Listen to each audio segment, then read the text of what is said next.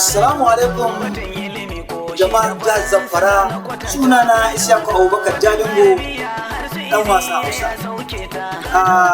Muna farin ciki, muna murna, muna wa Allah godiya da muka samu Alhaji Bello Matawallan Maradu a matsayin gwamnan Zamfara, wanda kowa shaida ne ya ga halin da Zamfara take ciki a yanzu kuma ya san halin da take ciki a baya. Irin dan kashe-kashe da ake a baya, Allah ya kawo shi ya zama sanadi, ya zama shine siga na samun zaman lafiya a jihar Zamfara. To yanzu abin da yake gabansa yanzu, Bello Matawallan Maradu ya yi alkawari cewa zai bada ilimi kyauta tun daga matakin firamare har zuwa abin da ya sauwaka. Sannan kuma ya yi alkawarin zai tallafa wa manoma harkar taki, harkar kayan noma da kuma duk abin da ya sauwaka na harkar noma. Wannan ya yi alkawari. Sannan kuma dama maganar empowerment ba sai an faɗa ba, tallafa masu ƙananan masana'antu.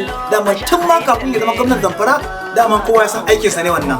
Saboda haka tallafa gajiyayyu, dama kowa ya san wannan tun kan ya zama gwamna aikinsa ne. Tallafa marasa lafiya tun kan ya zama gwamna, kowa dama ya san aikinsa ne.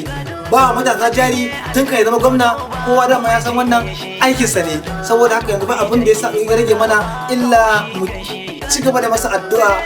Allah ubangiji sa yadda ya fara lafiya, Allah ya sa ya gama lafiya. Assalamu alaikum.